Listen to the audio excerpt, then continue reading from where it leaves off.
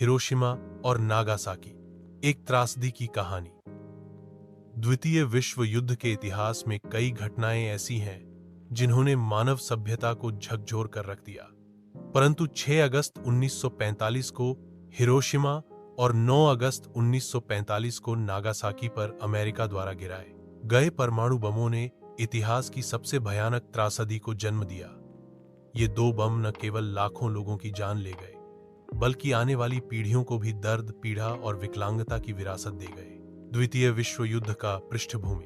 द्वितीय विश्व युद्ध 1945 की शुरुआत जर्मनी के पोलैंड पर आक्रमण से हुई थी, लेकिन यह एक वैश्विक युद्ध बन गया जिसमें दो मुख्य गुट थे।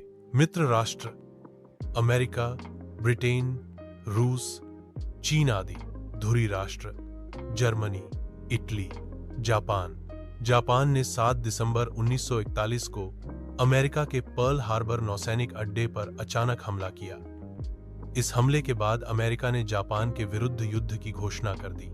परमाणु बम बनाने की योजना, मैनहट्टन प्रोजेक्ट। अमेरिका ने ब्रिटेन और कनाडा के साथ मिलकर मैनहट्टन प्रोजेक्ट नामक गुप्त योजना शुरू की, जिसका उद्देश्य था परमाणु बम का निर्माण। प्रमुख वैज्ञानिक रॉबर्ट ओपेनहाइमर, जिन्हें परमाणु बम का जनक भी कहा जाता है।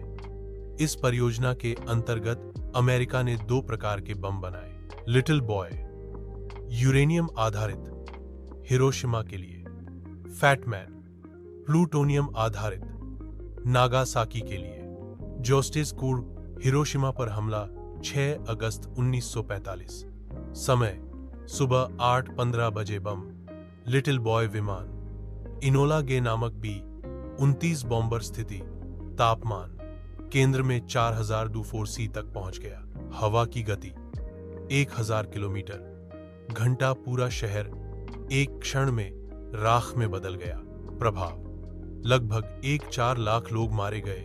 1945 के अंत तक 70% से अधिक इमारतें नष्ट हो गईं। हजारों लोग गंभीर रूप से जल गए, अंधे हो गए या तड़प तड़प कर मरे। नागासाकी पर हमला 9 अगस्त 1945। समय सुबह 11:02 बजे। बम फैट मैन विमान बॉक्सकार नामक B-29 स्थिति। नागासाकी एक घाटी में बसा हुआ था, जिससे नुकसान थोड़ा सीमित रहा। प्रभाव लगभग 74,000 लोग मारे गए।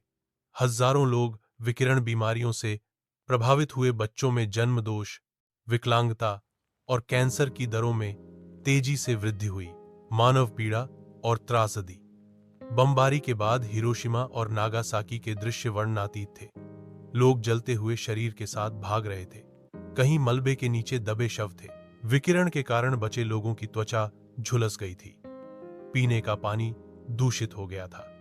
अस्पताल ध्वस्त हो चुके थे। जीवित बचे लोग हिबाकुशा कहलाए, जिन्हें समाज से बहिष्कृत भी किया गया। बमबारी का औचित्य। अमेरिका का तर्क युद्ध को जल्दी समाप्त करने के लिए यह जरूरी था। यदि बम नहीं गिराया जाता तो जापान पर आक्रमण से लाखों अमेरिकी और जापानी मारे जाते। विरोधी दृष्टिकोण। जापान पहले ही आत्मसमर्पण के संकेत दे चुका था। यह शक्ति प्रदर्शन था, विशेष रूप से सोवियत संघ को चेतावनी देने हेतु यह एक नैतिक अपराध था। जापान का आत्मसमर्पण 15 अगस्त 1945। बमबारी के मात्र 6 दिन बाद 15 अगस्त 1945 को जापान के सम्राट हिरोहितो ने राष्ट्र के नाम एक ऐतिहासिक रेडियो संदेश में आत्मसमर्पण की घोषणा की।